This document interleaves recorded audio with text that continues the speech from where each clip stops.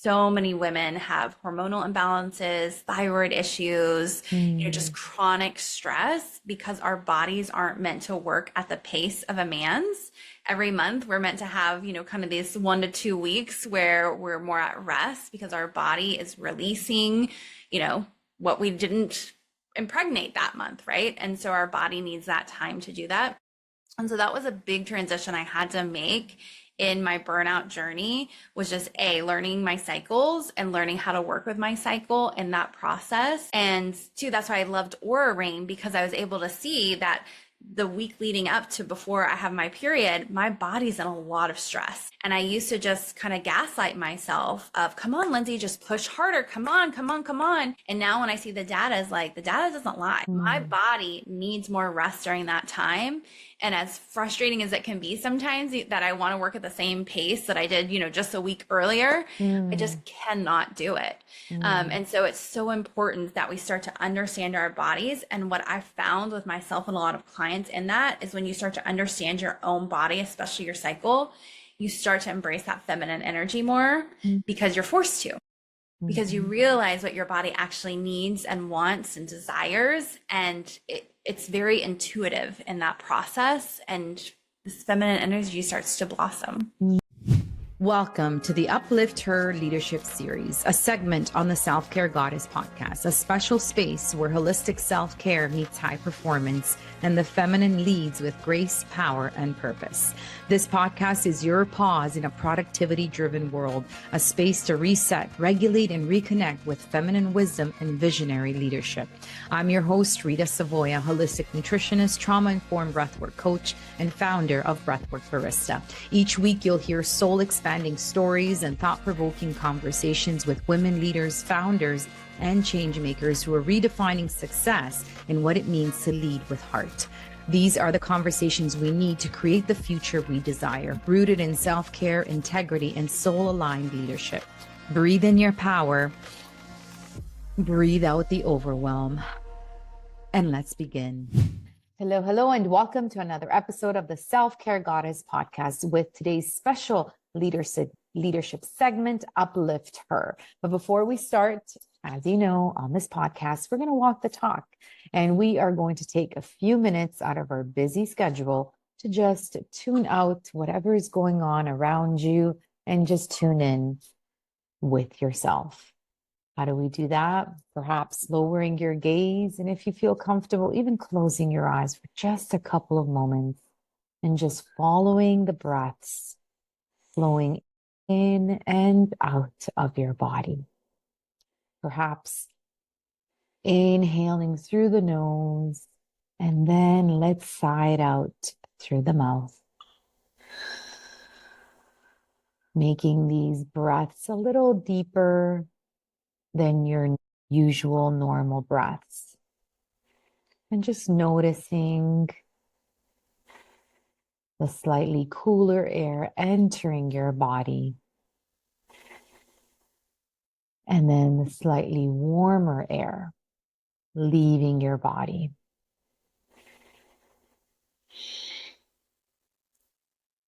Just following these breaths in and out. Maybe perhaps scanning your body just quickly, and if you're finding any areas that you might be feeling some discomfort, some tightness, I invite you to channel those exhales to those areas. Allowing the exhales to soften and relax those areas.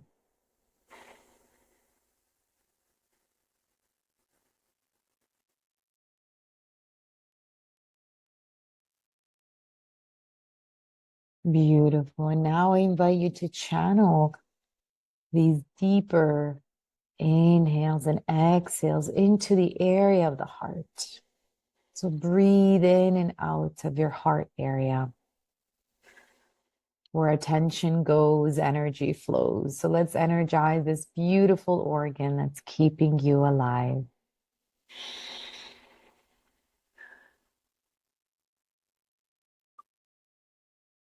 And I now invite you to visualize someone that you're grateful for today.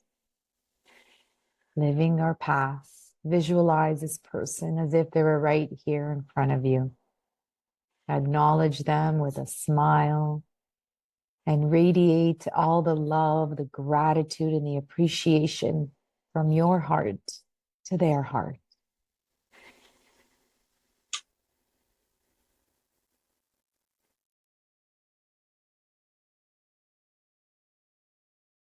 And now I invite you to turn this love, this gratitude and appreciation, turn it towards yourself and send yourself some of this, these beautiful, feel good, high vibrating emotions towards you for being here and taking the time to be with us today. On your next inhale, just slowly flutter your eyes open and come back to us. Thank you for taking those few moments to just be. So today, I welcome Lindsay Preston to the Uplift Her, a special leadership segment of the Self-Care Goddess podcast where high-performing women share their wisdom, lessons, and stories to inspire the next generation of leaders. Get ready to meet a powerhouse who's redefining what leadership looks like from the inside out. Lindsay Preston is the founder and CEO of Trust and Leadership Coaching, a neuroscience-backed firm that's transforming high achievers into sustainable, high-performing leaders. With a 92% client success rate, yes, really 92%, Lindsay blends strategy, science, and soul in everything she does.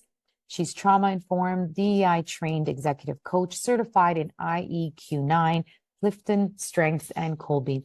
And she's especially passionate about helping women and underrepresented leaders rise with clarity and impact. Before she was coaching global change makers, Lindsay owned a dance studio, proving she's always had rhythm, both in business and in life. Her guilty pleasure, poppies, because even leaders need a fizzy break. And if her life had a soundtrack, you better believe she'd be belting out Roar by Katy Perry, because this woman is here to be heard. Welcome, Lindsay. How are you today? Great, Rita. That was such a great intro. My new favorite by far. Thank you. Thank you. Yes, as I mentioned during our pre-calls, I want to make this a little more light and fun because we will be talking about some deep topics. So why not add a little bit of humor just to make it a little more memorable as well? So yeah, thank you. So how has your personal journey influenced the mission that you're on? Oh, goodness. To keep it kind of restrained in a nutshell, I went through a lot of growth and changes, especially in my 20s, where I was growing my career and also growing relationships, and just some things kind of didn't fall the way that I thought it would. And I was introduced to coaching in that journey and realized in the first few sessions that this was the career I always wanted. I just didn't know it existed. And so from there, I started to build my coaching practice. And it's been 11 years since I've had it, and it's evolved and grown since then. But to back up into my 20s, I spent some time in HR. I had a dance studio, as you said. And so I got to experience a lot of really amazing opportunities in that time that fueled what then became my coaching business and what now has kind of evolved into this company that I'm running.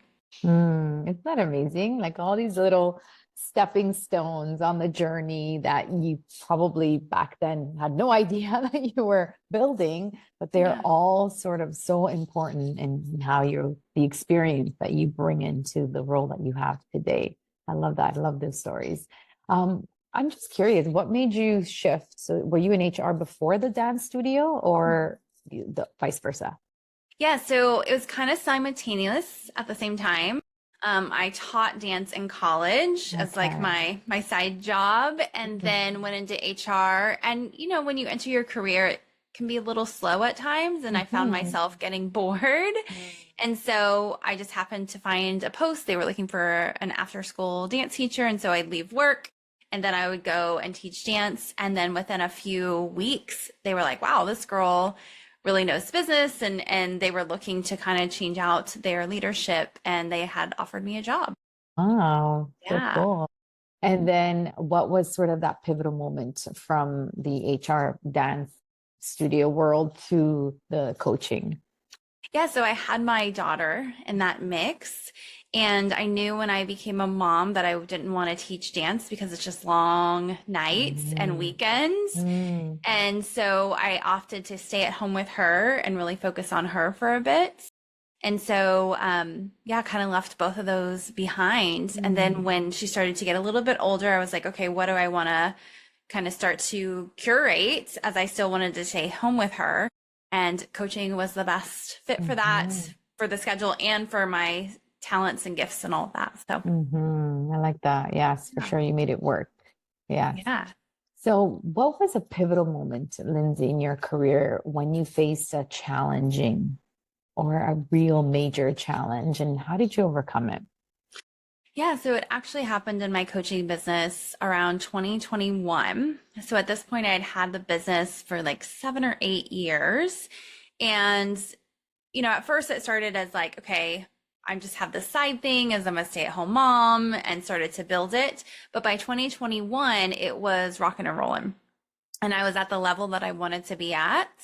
And so, you would think at that point, you're like, wow, my goal has come true. And, here I have this great practice. But what started to happen is my body started to shut down, and I couldn't sustain it. And it started to freak me out of, okay, what's going on here? And so I started to explore a variety of different things, from getting a brain scan, realizing I have ADHD and have high functioning depression, which I've probably had pretty much my whole life, and I had no idea, to then kind of exploring my hormones and, seeing what was off there, and just going on this huge journey of self-discovery to be able to understand how to be well while also achieving. Mm, And it's so interesting because when I took that journey, you're just being responsive to what you need, but I had no idea how that would translate into what I'm doing now. So the coaching practice that I have now, called Trust and Leadership Coaching, we work with leaders who are high achievers and they start to burn out, and then we teach them how to be high performers in that. mhm. And so, yeah, it was a rough journey for those few years of first discovering, okay, what's going on here, while still maintaining the momentum I had created. So, when Right. you're a coach, you're also holding your clients in their growth, and then holding yourself in that, and then having two little ones coming out of a pandemic. Like, it was just a lot. Yeah. So yeah, just holding all of that and figuring it all out. And then also I needed time off to recuperate. And so I took about a year and a half where I had a very small client load, did not market, and just kind of maintained to help my body get out of that. And what was the scariest part was just, I didn't know how long it would take to Mhm. get out of that. And I'm so fortunate that I have a partner that was able to, support me during that time, because otherwise, so if I didn't have that privilege, it would have been a lot harder. Yes, exactly. And that was going to be my next question in terms of who did you surround yourself through this challenging time? Your partner that was able to help you and support you? Yeah. Anyone else that really was pivotal in helping you recover? Yeah. I mean, obviously, I had different practitioners that I had hired Mm, during that time for various things that were very helpful, but I really needed to go into a cocoon and kind of shut off mm, the outside world. I had my kids that I still needed to take care of and did their activities and such, but I didn't really socialize during mm, that time, because a lot of that too was inner work of, kind of me evolving into this next level of leadership without me knowing it. At the time, you think, oh my gosh, what's happening? Why is the world like caving in on me? But really, it was stepping into this new level. yes, yes. And Yeah, oftentimes it's through these actual breakdown that we break through, right? We need to exactly. have these to really understand, okay, I love it though that you went into a cocoon as well, Mhm. because so many people, when they're trying to get better, they're doing more things. And I often advise them, you actually have to do less. And it's not about taking supplements that are going to help with stress. Well, it could be, but maybe it's about looking at how to reduce that stress by doing less. So you're not a constantly go, go, go. So I think we're in a society that we're so used to go, go, go that we're not used to relaxing. Like we really can't relax. Do you Right. find that with your with the high achieving leaders? Yeah. So what tends to happen is, we enter our careers in our early 20s typically, and we apply the same effort we applied to school, which if you look back on the school days, that was a lot. Like I have a teenager right now, she goes all day, then she has homework, then she has after school activities. And really, when you think of that from a body perspective, is like she's probably on the edge of burnout a lot of times. And so I'm managing Mm. that for her just because I know. But so we take that effort into our early careers and we're like, okay, we're here, Mm. we're ready to like produce. And so we do that and our body can sustain it up until about mid 30s, because then we have hormonal changes, our body itself Mhm. just starts to break down. And so we realized during that time of hitting middle age is like, I can't work the way I used to work. And that's where you have to be more strategic and the stress that you're putting on your body. And you also need to know how to recover after Mm. that stress. Yeah. Yeah. So I love that. So many things to unpack. We'll get to burnout in just a moment, and I'd love to see what you're doing with your daughter. But so the thing is, like, when we're high achievers because we did that, right? Because that's all we know how to achieve in that way. So just in terms of your thoughts, can you still be a high achiever and do it less, do less, I guess, or do it differently? How do you recommend clients then to do that? Yeah, so I really say you're making the transition from high achiever to high performer. So it Hmm. goes back to being strategic, right? Of, okay, before it was just kind of all these pots were on fire kind of, or all these different Mm. buckets you had open. And it's like, okay, you're at a point now, you know yourself well, you've gotten these skills. How can you take those things and really implement it in a way where you're not working harder, you're working smarter? But how do you do that if you're, let's say, just starting out as an entrepreneur and you got to wear all these like different hats? Because I understand if you're more of a seasoned entrepreneur or if you have the team to help you. But what if somebody's listening and they're just starting their business or they're still sort of this one person show? How can they do that? What kind of help? Yeah, so it's so tricky in life's transitions, right? Yeah. Because you don't know what you don't know. Like I just think of a new entrepreneur as like, well, I need to grow my business and I need to set up systems and I might need to hire people and I need to figure out who I am. And the list goes on and on. And so in those seasons, you're going to take time to figure it out. And Mhm. everybody knows it's going to feel like a lot of different hands in different pots. And that's just part of the journey. The key is you've got to take care of yourself in that process. And so there's one tool that I love. It's called an aura ring. Have you ever heard of it, Rita? Um, and what I love about it so much is that it is measuring for you on a minute by minute basis if you're in stress, where your resilience is Mhm. at, how well you're sleeping, where you're at in your cycle, and how that's impacting you. The list goes on and on. And so for me, I implemented an aura ring during that time of burnout, and I was able to see, oh my gosh, like I didn't realize this thing stresses me out. I didn't realize that I'm not as resilient as I thought. Like for a long time, I didn't think my sleep was great because I felt so tired, and that wasn't the case. And so that allowed me to close that door and kind of look at different things. And so an aura ring is just great at kind of providing Mhm. like a guide rails or bumpers if you were bowling of like, okay, here's kind of where you can ebb and stretch. And it allows you to see, okay, am I stretching too far? Or what Mhm. recovery do I need from where I've stretched? And so you're not going to stretch yourself so thin that you burn out.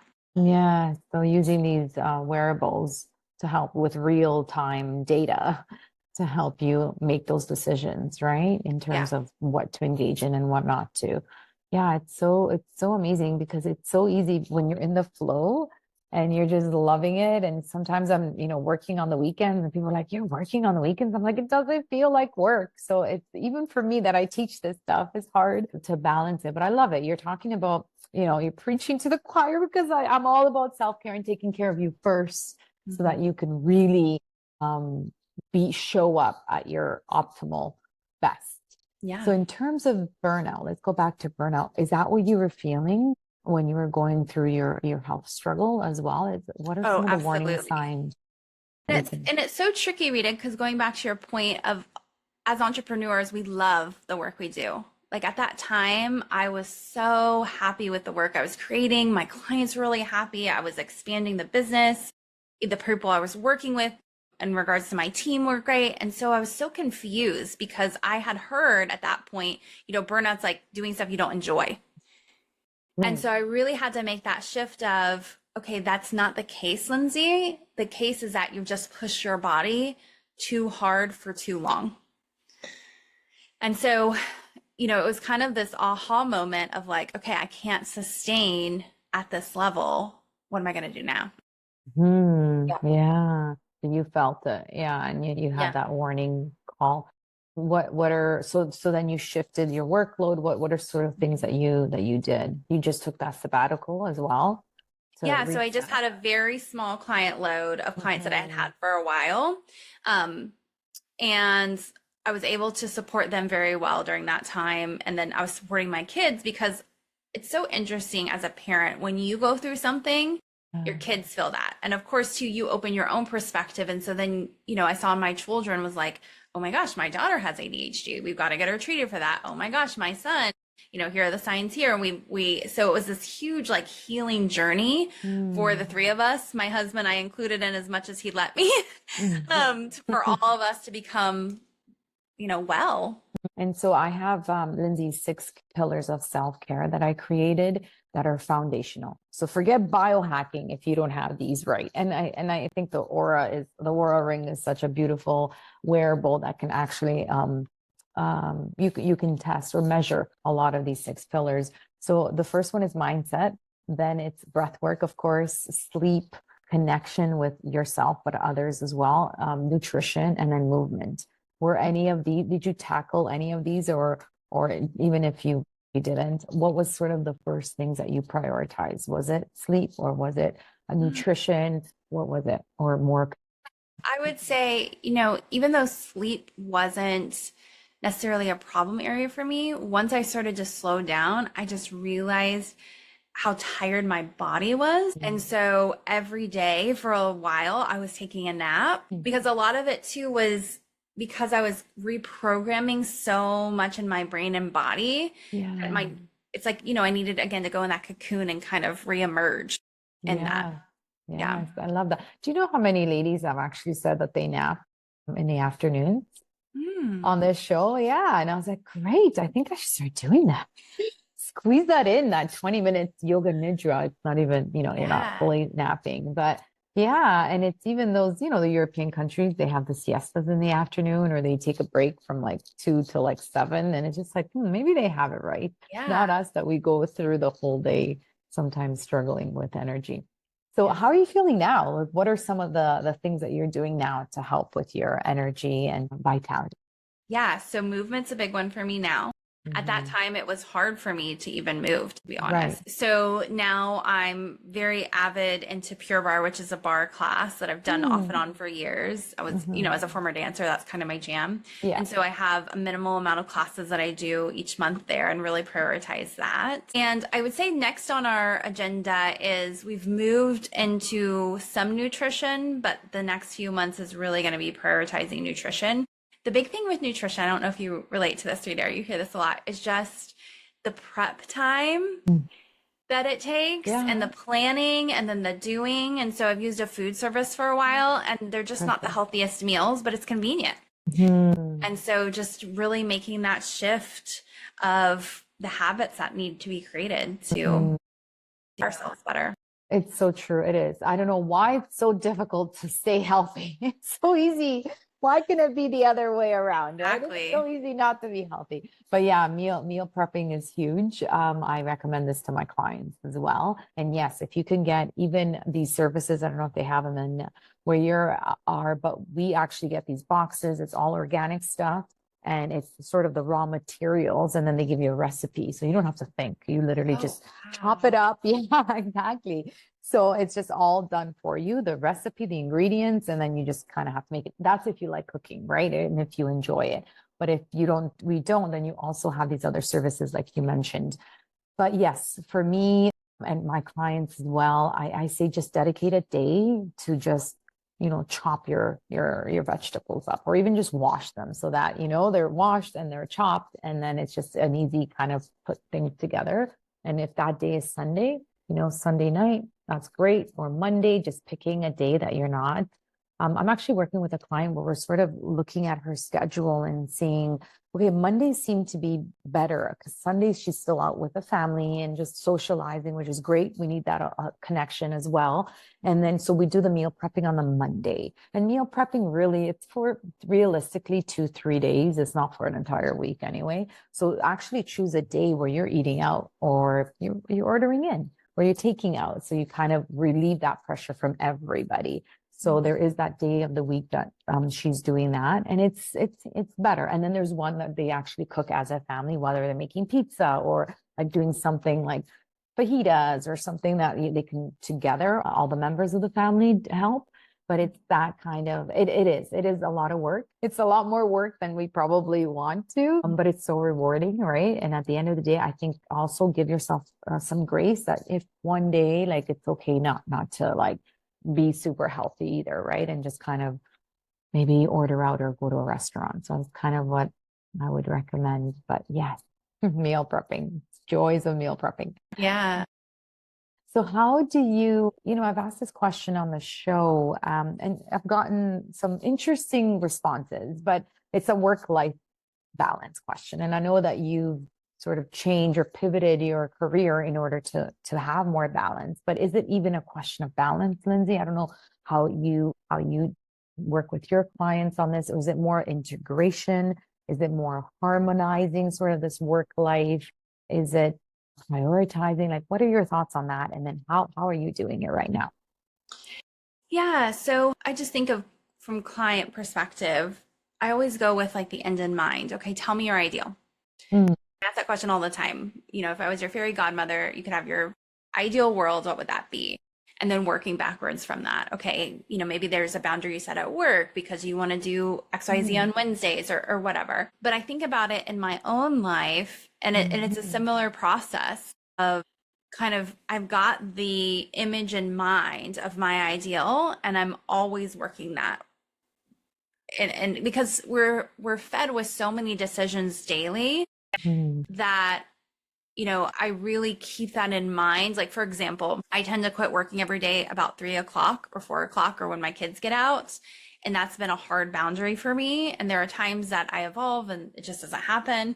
But for the majority, it's really important for me that I'm picking them up and then I have that time for them or with them before dinner. So, I just know my priorities. I know my limits on that. A lot of that has come from self-reflection over the years, that connection to self, as you mentioned. And so again, I think just go with the end in mind. It's like, what's your ideal? And then start to see what you can chip away at with different boundaries and such so you can get that. True. Okay, so I understand for us, we have our own business. We can sort of navigate the schedule and we're a little bit more flexible with it. So what are your recommendations for someone who has a 9 to 5 and has to be in the office and at work and has these responsibilities? How would you recommend that she sort of approaches this balancing act a little more productive? So it just depends on the company culture. So many companies now are very flexible about work from home days. Like, I have one client who they definitely work in the office 5 days a week, but she's still worked out a way where she has flexibility for certain days. She's also worked out where her kids are at a daycare that's right next to work. So she's able to see them all the way up to work and all the way back from work. And so it's just those little things that make such a difference. She's also brought her husband in and he does certain activities with them and all of that. So again, when you just have that end in mind, you can start to see where's the flexibility here. And for some clients too, they'll realize, okay, here's what I want. Here's where I'm at. I've exhausted everything I can at this company. And so maybe it's time for me to find a company that's more in alignment. I love that. And a lot of people are scared to change, but I feel like if it's not working for you, and maybe, there's obviously certain things that you can plan before you jump ship or look for something else. But yes, I agree. I'm looking at your company's culture and just seeing if it's in alignment with what you value and what your priorities are. Add to that is that, younger generations are doing this more and more. If a company culture does not have good work-life balance, they are out of there. And most of them are only staying at companies now for 2 years because they're still continuously trying to find companies that will allow that flexibility and also grow them in that process. So that self-growth. So, some of us that are a little bit older, we haven't been as spoiled as they have, and we don't want to change as much as we age. But I just want to present that as like, you're not asking for more than the norm by asking for flexibility. Yes, yes, and making it work for sure. So we talked a little bit during the pre-call, but it was a theme that has come up during my conversations with all of you amazing women, and it's about masculine and feminine energy. And I'm just wondering, yeah, you're smiling, and I'm just wondering, what have you found in terms of, are you embracing more your masculine or more your feminine? Are you balancing it more? What's sort of your personal experience? Yes, I'm so glad you bring this up, Rita, because this is part of my burnout journey. Is we have been modeled, for the majority speaking, this masculine way of doing business. And so we've entered the corporate world, which is very masculine driven, and we try and operate in that. But the reality is that we're women and we have cycles for a certain time of our life. We're very intuitive beings. And we turn a lot of that off as we enter our working world. And that plays a huge detriment to our bodies. So many women have hormonal imbalances, thyroid issues, just chronic stress because our bodies aren't meant to work at the pace of a man's. Every month, we're meant to have, kind of these 1 to 2 weeks where we're more at rest because our body is releasing, what we didn't impregnate that month, right? And so our body needs that time to do that. And so that was a big transition I had to make in my burnout journey, was just learning my cycles and learning how to work with my cycle in that process. And two, that's why I loved Aura Ring, because I was able to see that the week leading up to before I have my period, my body's in a lot of stress. And I used to just kind of gaslight myself of, come on, Lindsay, just push harder. Come on, come on, come on. And now when I see the data, is like, the data doesn't lie. My body needs more rest during that time. And as frustrating as it can be sometimes that I want to work at the same pace that I did, just a week earlier, I just cannot do it.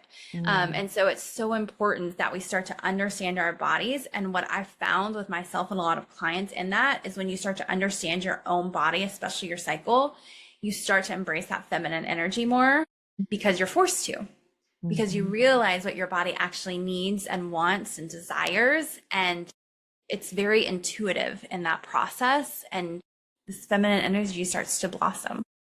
That's so true. Thank you for that reminder. Yes, that menstrual cycle awareness. Like, we need to teach this to like our younger girls at school instead of that, weird con ed, or not even con ed, that sex ed course or class that we have. I love it. And even in high school, like, how cool would that be if we really understand our cycle and embrace it in each of the stages, in terms of even the workouts, what workouts to do, the foods to eat that help to promote those declining hormones, right? All of these amazing things would be so, so cool. I think more and more corporations are, especially with menopause now, they're bringing in a little bit more menopause information, but I think a full menstrual cycle awareness of what happens every single month. I always say, Lindsay, I want to come back as a man, and just for a little bit, I would, maybe a year, and just kind of see what it would be like to live this like normal month, the same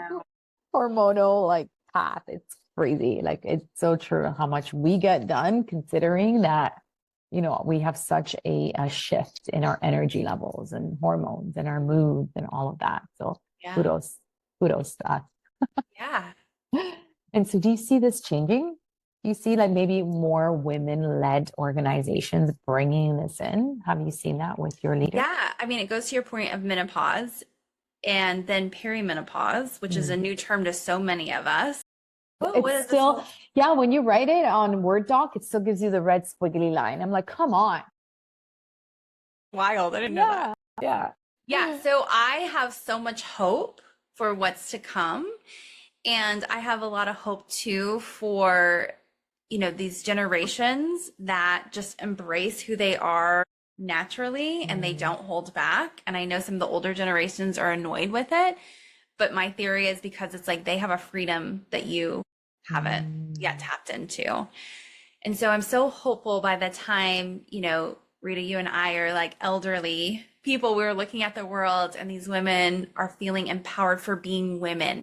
Because something that I had to unpack in my burnout journey too was really feminine, or the feminine movement or feminism, whatever you want to call it, was really patriarchy with pink and heels. And they were just pushing us, go to work, go do this stuff, like girl power. And really it needs to be what you said earlier of like doing less and knowing our bodies and who we are deeply versus, okay, let's try and break into being a man. It's true. We're not just little men. We are not just little men. Yes. And going back to, you could still be as productive, right? By doing less and just reorganizing and reshifting. Is that something that you can say, yes, that's certain, Rita? That's because I'm just sort of playing at devil's advocate here, and the skeptics would be like, yes, but if you're doing less, how can you be as productive as somebody that's doing more? Yeah. So that's where, again, it goes back to strategy. Of, okay, what you doing really matters. Okay, that was a mouthful. Is what you're doing really matter? Right? Like what's the needle it's moving in that? Yeah. Yes, having the strategy first and then the tactics. Actually, I heard this from Peter Attia's new book, Outlive. Having like the objective or the goal, and then the strategy, and then the tactics to like actually implement that strategy. So yeah, and it's working smarter. You said it earlier. It's not working harder, it's just working smarter. Yeah. So I know you mentioned earlier that it's movement and you're focusing on nutrition. Is there something else? I usually ask sort of 3 self-care habits that really help you stay grounded, energized, full of vitality. Yeah. So again, movement's so big for me and I prioritize that. I do not skim on it. It's so funny because last month was April, and at the end of the month, I hadn't hit my minimum classes. I was like, okay, so the last day of the month, I actually did 2 classes to hit that of like, I'm not going to backpedal on the school. Yeah. So yeah, the movement piece is huge. The other piece that's really big for me is having time to reflect and connect with myself. Because as I've been in this season of expanding my business right now, I thought, okay, well, I've had this time to rest and I can just expand. And my Aura ring was saying, okay, everything's, green light, good to go. But I have this other assessment we give internally. It's called Total Brain. One of them, the assessment things that tests emotional awareness, and my emotional awareness started to go down. And we know when you're not emotionally aware with yourself, you can't be with other people. And that's the number one skill that they found leaders need, is to be emotionally aware. So I was like, ooh, okay, Lindsay, you can't push as hard as you think you can. You really need to still prioritize journaling and just reflection time and making sure you're feeling your feelings, because it's already starting to diminish. So that would be my second. And then my third, I would just say, it's really big for me to be able to be my authentic self, and being in circles where I can be that and feel safe with that. And that has really been a lot of internal work that's involved things like breath work and just body work, to be able to calm my nervous system. Because I encounter this with clients sometimes of like, well, I'm different, or, I just don't feel great around people. And it's like, is that the people you're around, or is that your nervous system? And so really being able to determine the two. And so I'm really fortunate now that I know the difference of if it's a me thing or a them thing. And I'm in circles now with people who I feel really great with. And so it goes back to that connection piece. Right? Yeah, authentic connection. Yeah. And I got those 6 pillars by doing a lot of research on longevity and the blue zones. And I know the blue zones, everyone's like, well, they're all islands, or most of them, or climates at least. And that wasn't actually the reason why people are living longer. It's part of it. But the number one is that authentic connection, that connection to others and to themselves. So let's unpack that a little bit. What you said, is it them, or you or yourself, or that nervous system dysregulation, I'm assuming? How do you figure that out? Yeah. So this is where kind of the, week by week coaching sessions are really helpful. is kind of tapping into, okay, you're experiencing, nervousness or discomfort. And so let's unpack that. What are you thinking to experience that? And so if the thought is, I don't fit in, okay, well, let's question that. Is that really true? But if the thought is something like, I don't feel safe here, okay, let's unpack that. And so it's just digging a little bit deeper, because so many people are walking around, Rita, I don't know if you've seen this too, they're not even aware of their feelings. They're just going from one thing to the next thing to the next thing. And so the first thing I try and do with clients is just, okay, just tell me what you're feeling. Here's your feelings chart. Like, label it with something. Okay, I feel, uneasy. Okay. So now that we've labeled the feeling, well, what's the thought behind that? And then we can start to unpack what is actually going on here so that we can solve it if it's truly, a them thing, a you thing, or both. Exactly. And so what's maybe your most common recommendation if it's a them thing? If it's a them thing, a lot of times it's just people, then something's come up for them intuitively of like, ooh, I don't feel safe here, something feels off. And then they don't follow that. They don't have the courage or the tools to just say, hey, when you said X, it made me feel Y. Was that your intent? Or, and just having those often uncomfortable conversations to be able to kind of get the information they need to calm their nervous system. Got it. Amazing. So I love this feeling stuff. I really do. And really labeling the emotion and just dealing with it so that you don't bottle it up and then it explodes, in an unpleasant way. But can you be too much? Can you be too sensitive to your feelings or too sort of in tune with your emotions? I'm just curious. Yes. Okay. And so I see this with some clients where it's just like they lead with that heart, those feelings, which is a beautiful thing. I love being around people like that, but it's finding that balance in that. And it's just with anything. It can be that they lead with head too, but then they overthink things. It could be they lead with body and they don't, think things through, and they're just like these, pound agents, I guess, or change agents. So, it's all these little delicacies that we have person by person. That's why giving advice or just giving general tips is so great, because it opens your eyes to awareness. But then it's really having a practitioner, practitioners that can be in that kind of messy version of you and really individualize things. And then make it work for you. I like that. Thanks for answering. That was more a personal question too. So what, actually, if, I like this question. If you had a full day to yourself, Lindsay, no responsibilities, okay, how would you spend it? I've actually been thinking about this, Rita, because the summer is coming up and I'm like, oh, I should take some time. There's so many books that I have ordered that I want to read, but just in the day-to-day of things, by the time I have time at the end of the day, my brain's kind of fried. So I would love some time just to order food for a couple of days and not think about any responsibilities and just be able to read and like go on walks and reflect. And I'm curious, what would you do? Yeah, that sounds nice too. For sure. First thing in the morning, go for a nice walk and just enjoy nature.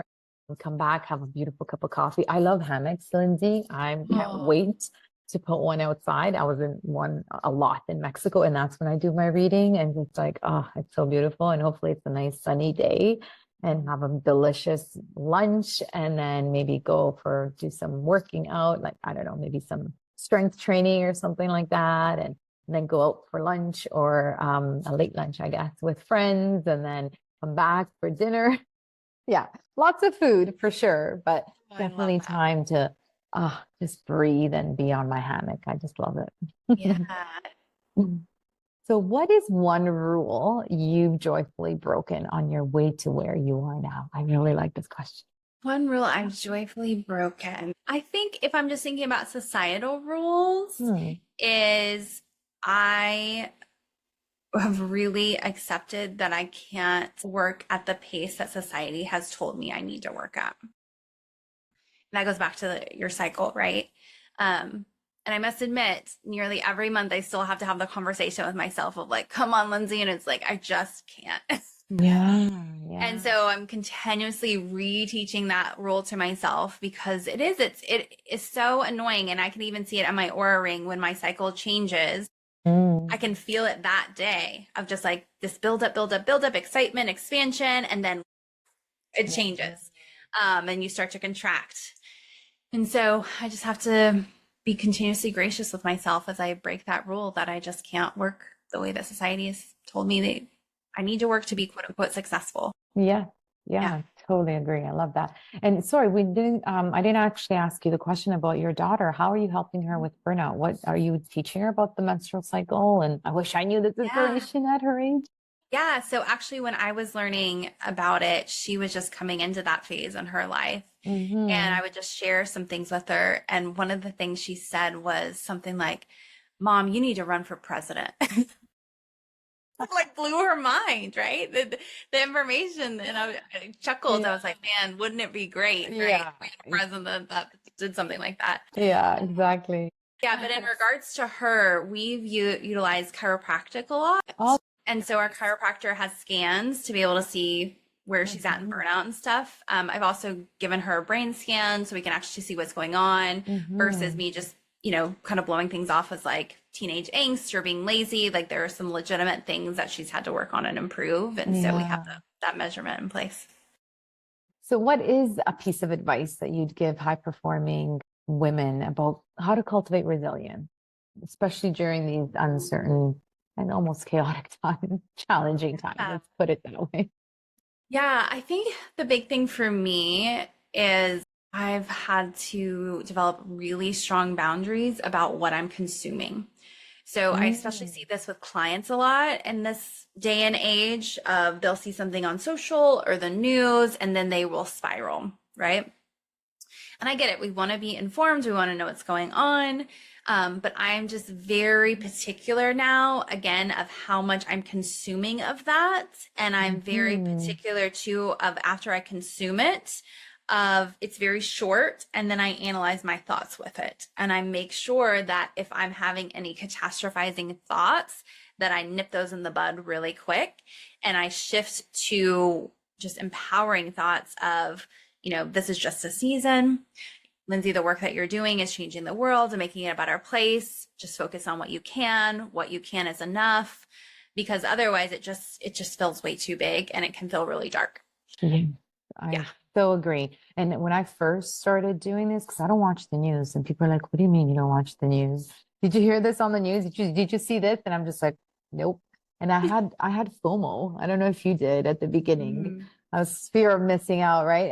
And now I just get it secondhand or sometimes even third, and it just feels less stressful, right? And I kind of already heard it. And so I don't watch I don't watch really crazy documentaries or movies or anything like that as well. I used to love horror films and really dark movies, and now I don't do that because it affects me energetically so much. And then the next day, I just feel off. So I guess you become a bit of an empath too. Like you start really absorbing energies once you do the inner work, right? Yeah. So, what is your legacy, Lindsay? What do you hope to leave behind to the next generation of leaders? Yeah, I really hope to leave behind a couple of things. The first is, where we're at in a society now, we're being fed with so much just negativity, which has been around for a while, but also just technical change, with AI, and just the amount of content people are putting out there. And it's just a lot for people's nervous systems. And so I really want people who understand A, what a nervous system is, B, like when they're regulated, when they're dysregulated, and they're able to utilize that tool, especially in the corporate world. Because again, I think we've spent so much time on growing our brains that we're not growing our bodies in that process. And so I really see this as like the next step for the future. I also would love to see that women are just embodying their full selves, especially at work, and that feminine part of them and things like their cycles are honored. I'm hating seeing all these women burning out and all the impact it's having on their body in the process. And it's so interesting that it's in these, feminine parts of their bodies. They're seeing the most impact because the body is like, hey, you have to pay attention to me, right? And so, yeah, I just really want a world that's well. And I think when we're well and we're regulated and we're healthy, like what a different place it could be. Yeah, for sure. Yeah. I mean, we'll be doing the things we love with the energy and the enthusiasm to do it and just be such a more harmonious world too. So Yeah. when you talk about the body catching up, is Mhm. you mean these like nervous system regulation techniques? Can you explain that a little bit more? Yeah. So, I mean, Rita, you do some of this with your breath work, right? Hmm. Is just knowing, first off, just being aware of your body and being aware of what you need. So many people are just walking around in their heads and everything else is just beneath their head is cut off from, right? And so just being aware of what their body is telling them. And then it starts this whole process of, wow, I'm actually really tired. Or, ooh, when I Mm. eat this food, I feel really crappy. And when I do this other thing, I don't really like it, and what does that mean? And so it just opens this whole new world of awareness, and then from there it's like, okay, what do I do with this awareness now? And starting to unpack all of that, because what's on the other side of that is then you're a fully aware human being and can utilize all the resources and tools you've been given in this body to be able to move forward. And it's just such an easier, healthier way to live, Mm. because otherwise it's just going to continue to compact and create more problems down the road.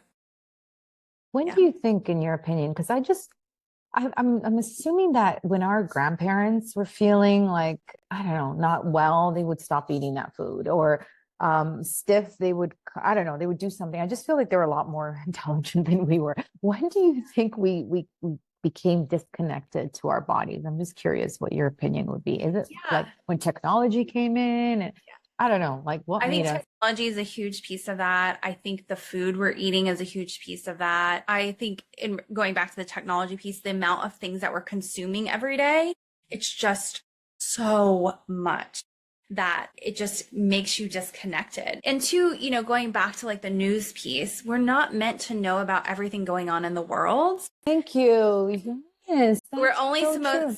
supposed to know about our communities, right? And so our nervous system is just like, can't sustain this. I can't hold this. And it's just way too much. So our grandparents were doing life pretty well in a lot of ways. They were eating really clean foods. They were just focused on their communities. They were likely in connection. Now, they didn't have like the emotional awareness piece and like all the things we know now about emotional well-being. They were like hitting their kids and stuff, but for the most part, they were doing pretty well. Yeah, that's true. I think some, well, were probably in touch with their emotions, but not nearly as much as we are. For sure. And I love them. And that's what the emotional intelligence that you're trained in, that IEQ 9, is that what that is? Yeah, though that's actually Enneagram. Oh, okay. What is Mhm. that? So it's an assessment that tests, in essence, what you're motivated by. Oh, okay. And so it starts to show you kind of, okay, if you're motivated by X, then you kind of close yourself off to just being driven by this, and like what a world it could be if you expanded your Mm. viewpoint of the world.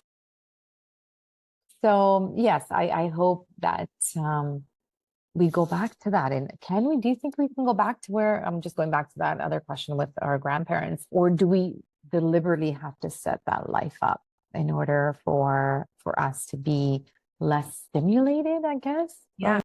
I think Right? you deliberately have to set it up. And that's Mm. what's great about seeing some of these younger generations. They're doing that.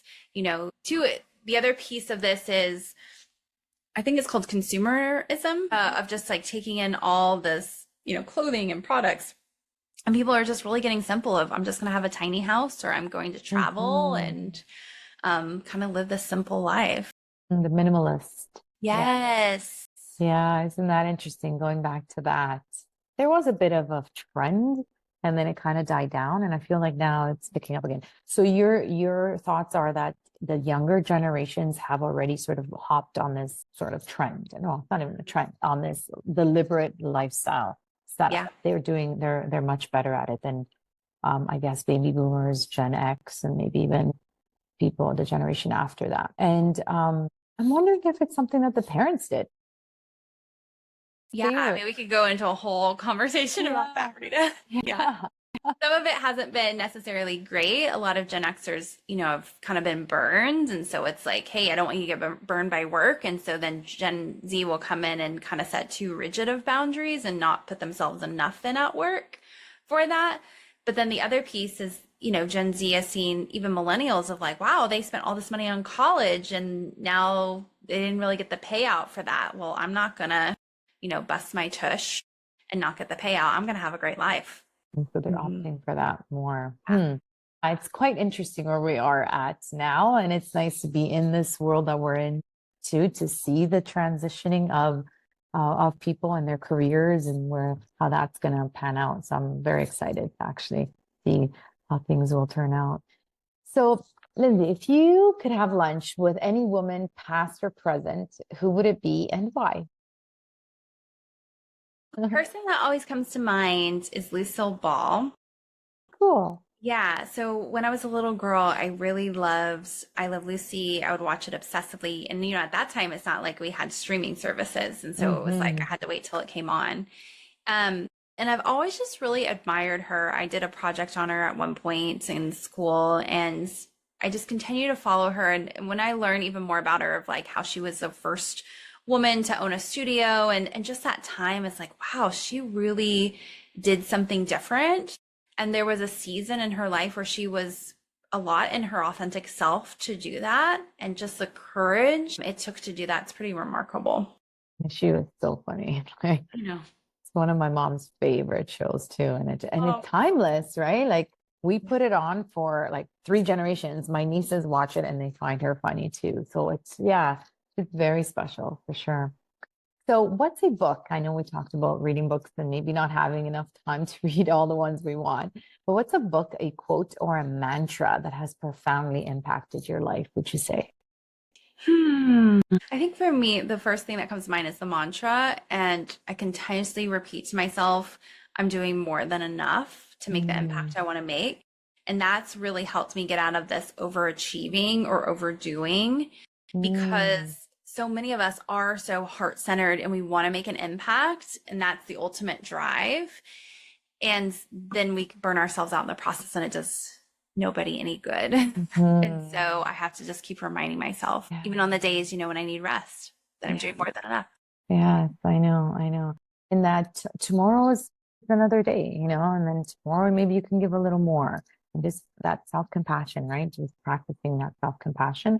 And I love it because it's conversations like these that maybe a woman listening or watching this will be like, you know what? I think I'm okay with that as well, and not maybe working so hard today. I actually spoke to someone yesterday and she's trying to lose weight like desperately because she's at this age where, a lot of the stuff that was working before is no longer working. And she's been going to the gym every single day. And she went twice on the weekend. And I was like, you're just doing too much and just trying so hard. And yes, I just wish that even gyms had more of I think they have yoga, but it's still sort of this, like hard power yoga, right? Yeah.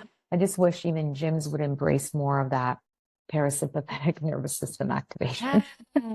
That's a great, instead of always that sympathetic, because it has to be a societal shift too, that it's okay to just be, right? And not do so much.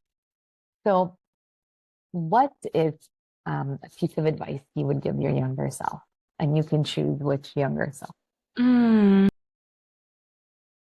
I think it would be, this is going to sound kind of saucy, but that boys are not worth it for a long time.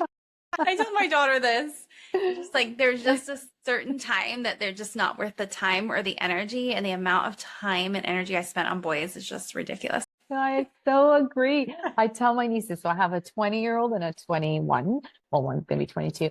But I'm just like, guys, wait, or girls, wait till like you're 30. Honestly, have your fun now, just play, but don't get serious with anyone. And I know it's hard because it's nice to have someone in your life, but I totally agree. And what does your daughter say? How old is your daughter?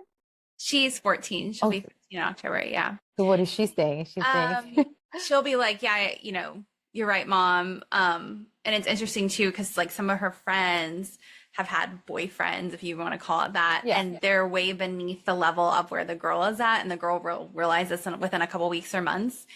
And so I'll say to my daughter, I'll be like, well, I know y'all are ovulating right now and you really have those desires. And she's like, oh my gosh, mom, oh, bro. I know you just want the life experience, but like hold the bar high. Like it's just not. Yes.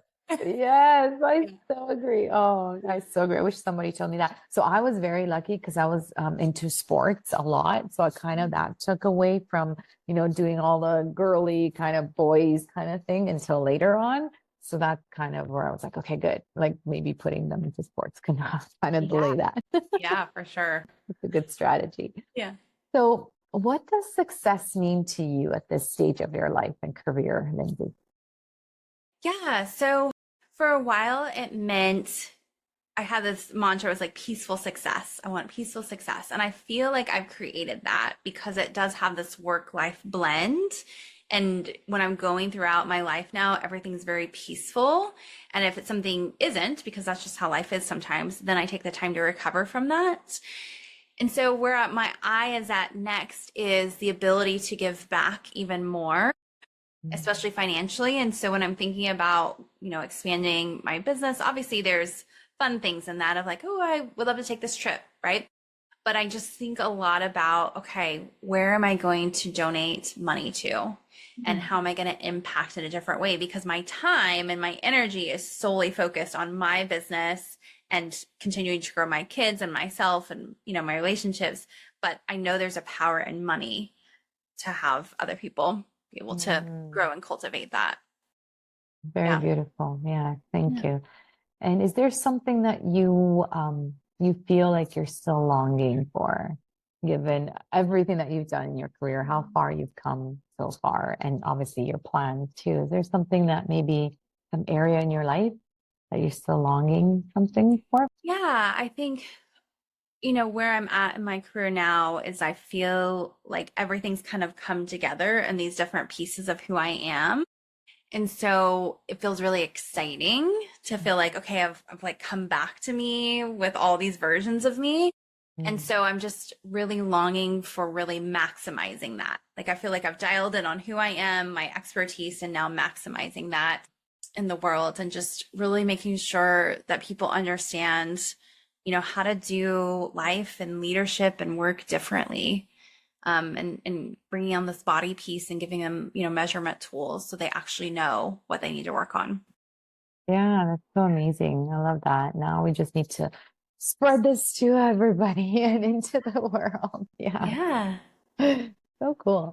So in terms of, these are some fun rapid fire questions before we actually wrap up. And so don't overthink it. Some actually are more than just one word, or they're not as rapid, but they're still fun. So what is one word to describe you as a leader? I would say chill. Cool. I sensed that. Was it always? No, and I would say it's not always, even now and day to day. Okay. Yeah. And if your leadership style were a dance move, how appropriate with this question, what would it be? I would say it's like this move, like the wave, going side to side. Because you got to just be flexible and move where you're kind of guided. Nice. I like that. Morning person or night owl? Night. Really interesting. So I'm getting a lot of on my feed on Instagram that night owls are more intelligent and smarter. And I'm just like, how are they getting this data? Where's that coming from? Because you hear about the 5 a.m. club and waking up early so that you can catch the bird and all that stuff. So how has that helped you? Because I actually used to be a night person, and then I'm kind of like migrating more to going to bed a little earlier. But how's that helping you being a night person? I don't think it helps too much right now. I would much rather be a morning person. Really? Okay. Yeah. Because at night, then I'll get a lot of ideas. So I will say, I guess it helps in the creativity. Okay. And so I do feel I have my best ideas at night. But what's tricky then is it like almost just comes out of you and then you're exhausted. Yeah. And or if you're not exhausted, you kind of want to do something about it. And it's like, oh my gosh, it's 3 o'clock in the morning. And then the rest of the world is going to wake up and, you know, function, and here you are. So that's kind of where I struggled, is I was really was benefiting me, but then I still had to go to sleep and wake up and with the rest of the world. So I just wish that there was maybe a world where it's nighttime. It's for the night owls, right? A little bit more conducive to night owls. Not, no, maybe we'll change that too. Who knows? Coffee, tea, or something else, Lindsay? I'm actually just a water girly. Oh, yeah. Okay. Yeah. Awesome. Something else. Mountains or oceans? Oceans. Very nice. Pizza or pasta? Pizza. If you were a kitchen appliance, which one would you be and why? Okay, I don't know. A grater is what comes to mind, like a cheese grater. Yeah. And that's probably what I'm trying to channel more, is just this ongoing persistence. Oh, cool. Like little thing, little steps every day. You want to go? Yeah. Nice. Mm-hmm. What's your oddly specific superpower? So like finding parking all the time, or just sort of picking the fastest grocery line? I would say I can't help but think of like work stuff. Like if somebody tells me what their problem is, or say they're just not even asking that question, I'm very good at being able to find the core of the problem. And getting to the root cause. Yeah. Through questioning, would you say? I mean, sometimes I need questioning, but sometimes when I'm just hearing somebody talk, it's kind of those moments where, you don't say this out loud, but you want to be like, well, you know what your problem is, right? You say that to yourself. Yes. Just like, okay. Yes, I love that. Would you say that came from experience, or is that something that you're naturally sort of born with? I would say a combination of both. Yeah, nature and nurture. Yeah. Mm-hmm. And if you could instantly master one new skill, just like that, what would it be? Ooh. I've always wanted to be a piano player, and I've tried to take lessons over the years, and I just get too busy. So I'd say a masterful piano player. Yes, I actually downloaded this app. It's so cool. And it's, something that you can just bypass the time, but you can use one finger and it lights up and it just play these awesome songs. I'm like, okay, I always wanted to play the piano too. This is the closest I'm going to get to. Yeah, cool. Yeah. So what's next on your bucket list? And you can choose if you want personal or professional. So on immediate time frame, and then maybe 10 years from now in the future. Yeah. So my husband and I have our 10-year anniversary next year. Congrats. And we had our honeymoon in Bora Bora. And so we're like, okay, we've said we're going to go back next year. Of course, it's like, whew, that's an expensive trip. Can we really make it happen? But that would be my next bucket list, is to go back. Are you bringing the kids or just you two? Okay. Yeah, two. Nice. Yeah. And then kind of long-term 10-year bucket list is really just, we have a team of coaches right now that we're training, and we're starting to feed clients to, which is so exciting. When I think about me 10 years from now, I just think that I'm fully in the CEO role that I want to be in. And like I have a team that's doing sales and doing client support and all of that, and I'm just able to oversee things. And so I just like keep that vision in mind because right now, even though I have a team, I still wear a lot of hats. Yeah, and that can be a lot. For sure. I actually spoke to another woman that transitioned from being a coach and going into the CEO world, and she actually missed the coaching part, and she didn't enjoy the leadership CEO part. Do you see that happening? Yeah, I know. But now she loves it. But at first she was like, oh, I really miss the coaching, like being in the business as opposed to working on the business. Interesting. Yeah, exactly. Do you feel that you're going to be missing working in the business, or you're ready to let it go? I can't say that right now, Rita, because I've been doing it for 11 years. So it's like, I'm ready to move on. But I'm sure with anything, like even with my dance studio, I didn't dance for 10 years. And then recently my daughter was in a production and I helped with some of the dance, and how it came back to me. And I was like, oh, I miss this part of me. And so, yeah, I'm sure it will be bittersweet at times. Yeah, exactly. Well, you can still do Zumba or something, right? When you work your classes. Yeah, it's totally integrated. Or ecstatic dance. Have you tried that? Do you guys have that? Yeah, and it's when you said your leadership style is that kind of a dance and that flowy dance, I'm like, oh, that looks like ecstatic dance. There are no rules. You just dance however you want, and there's no talking on the dance floor, no alcohol, no phones, and you're just really in the moment. It's dancing for conscious communities, I guess. And they have certain DJs, and a lot of the music they play is also very healing. So it's another healing modality. It's pretty cool. Awesome. Mm-hmm. So, last question. If you can gift every woman listening or watching one thing, tangible or not, what would it be? Hmm. I would gift them the feeling of what it feels like to have a really fulfilling life in all areas. I've often said, like, if I could put this in a pill and sell it, I would be, the richest person alive, because getting to this place is a lot of work. It takes a lot of uncovering, a lot of tools you have to learn, a lot of money you have to spend in that process. But then once you're at this place where you know who you are, you're aware of your body, you kind of cleaned up things in your life to where everything's just kind of feeling authentic and great. It's just a really great feeling.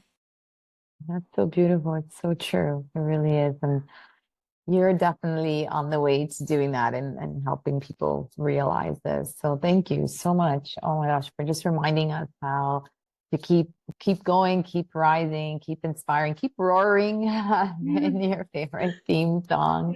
Thank you. It's been such a beautiful conversation. Really, you just embody the beauty and the lightness that you are sharing with your clients, with your family, with the world. So I'm feeling very grateful that you have said yes to share this beautiful conversation with my community. Thank you, Lindsay. Hey, I thanks for appreciate having me, Rita.